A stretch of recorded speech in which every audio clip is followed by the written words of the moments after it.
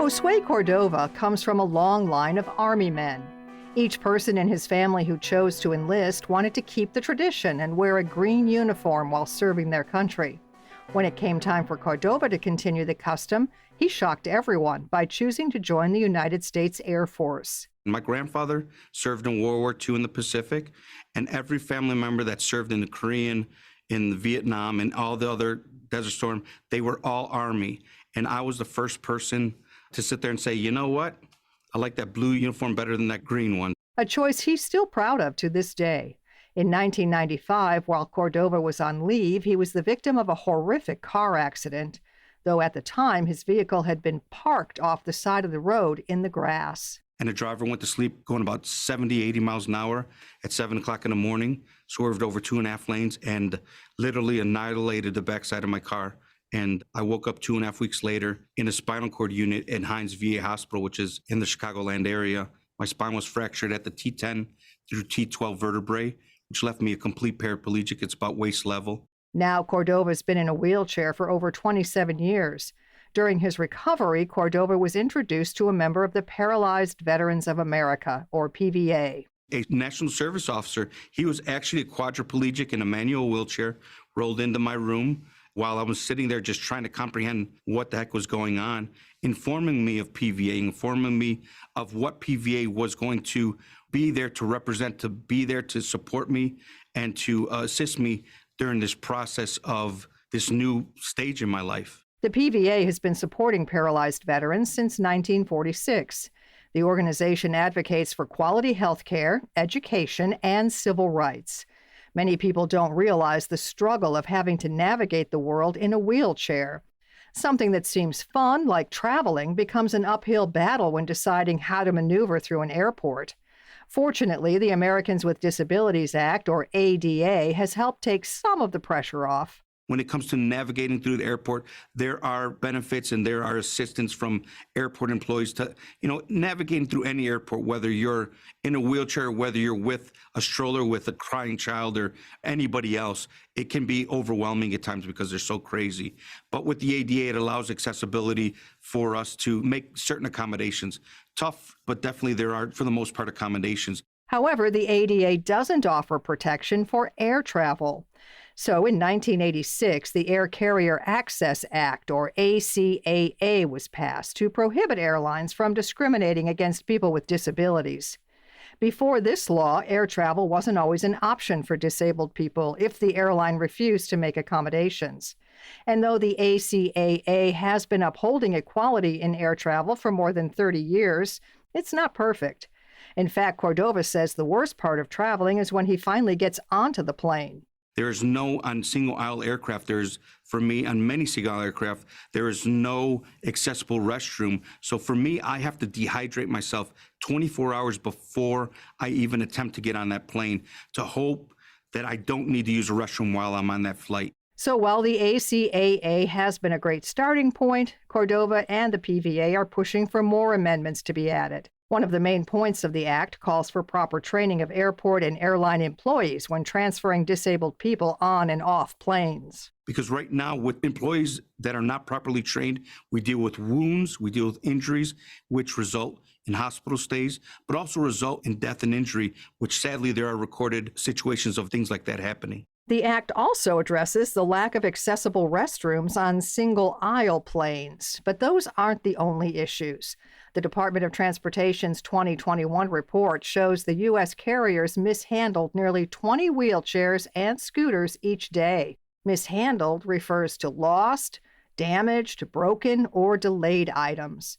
While this is only a small percentage of all the mobility devices airlines transport, Cordova says a lost or delayed wheelchair is much more than a simple inconvenience. That wheelchair not only represents something that we sit in, but those literally are legs as we're traveling throughout our destination. And when you no longer have that, when you no longer have your legs, you think about it, what then is left? What then is the end result from that? And that's something that we fear facing every time it comes to air travel. Many wheelchairs are custom-made to a person's specific measurements and needs. If the chair is lost or delayed and they're forced to use a generic one, they're at risk for physical injuries like developing pressure sores that can lead to infections. The Air Carrier Amendment Act pushes for the proper care and placement of wheelchairs that are stored beneath the plane. Making sure that they are properly cared for and not destroyed or damaged once we receive them back. And even the possibility of those that require to maintain, that need to be in their wheelchairs, that you can actually take the chairs onto the plane and have them secured and put in a position where they can stay in their wheelchair if they so need it during air travel. Cordova believes the Air Carrier Amendment Act will give passengers with disabilities much more mobility and independence. While the original act was monumental, he says we need to continue to create progress and change. I mean, if you really think about it, you think about vehicles. 30-something years ago, seatbelts became a requirement. But we've gotten so far past that. We've got airbags. We've got so much technology of protection. Same thing with airplanes. Same thing with traveling in airplanes, disability or not. There's technology that's out there. We need that requirement. Automobile companies can't go out there and just slap in a couple seatbelts and be done with it. There's so much more that they're accountable for. We want the same for the airline industry as well. There's technology that's out there. We want it in place so that people with disabilities, regardless of what type of disability, they will have accessible air travel and they will have ability to travel by air with less fear, less worry, and more availability for them. If you want to be part of raising awareness for this act, the Paralyzed Veterans of America have more information on their website, pva.org/airtravel. We have a petition and we want everyone to sign that, because the more people that sign it, the better, the stronger, the louder the voice will be to let Congress know, to let our politicians know we need this change right now. And that will help us to be a force to knock down these barriers for accessible air travel for all. You can find more information about Josue Cordova and all of our guests on our website, radiohealthjournal.org. For more behind the scenes, follow Radio Health Journal on Facebook, Twitter, and Instagram. Our writer-producer is Kristen Farah. Our production manager is Jason Dickey. I'm Nancy Benson. This segment was brought to you by the U.S. Department of Health and Human Services. If you've had COVID, you can get it again, and next time it could be worse, especially for those 50 or older or with a chronic condition. An updated vaccine gives you better protection from COVID's worst outcomes. Find COVID vaccines near you at vaccines.gov.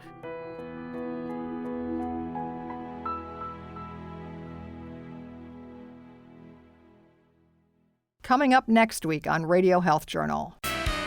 It is sort of a weight management for certain people, and it's sort of a way to feel like they can drink as much as they want to without blowing their diet. Should you be drinking on an empty stomach? Then how much do you truly know about anesthesia? We have to keep you alive while the surgeons do things that would otherwise kill you. We use the most powerful drugs known to man to disarm your central nervous system. All that and more on Radio Health Journal. I'm Reed Pence, the producer and host of Radio Health Journal. If you like listening to Radio Health Journal, you'll also like our sister show, Viewpoints, which covers a wide array of topics from education to history to the environment. Here's a preview of what they're covering this week on Viewpoints. It was incredibly dehumanizing and demoralizing for the woman giving birth. Imagine being strapped down during labor. Uncovering what female inmates go through when giving birth behind bars. Then, how do we as people help nature adapt to our changing world? And I would argue there's a few different things we can do. The fight to slow the extinction of Earth's species. I'm Marty Peterson. And I'm Gary Price. These stories in depth this week on your public affairs magazine, Viewpoints. Listen to Radio Health Journal and Viewpoints on your favorite radio station. And subscribe and listen anytime on Apple Podcasts, Google Play, and Spotify.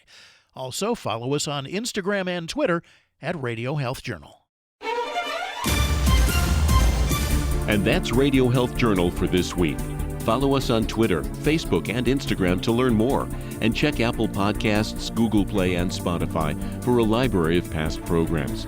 Plus, you'll always find previous segments and information about our guests at radiohealthjournal.org. Join us again next week for another edition of Radio Health Journal.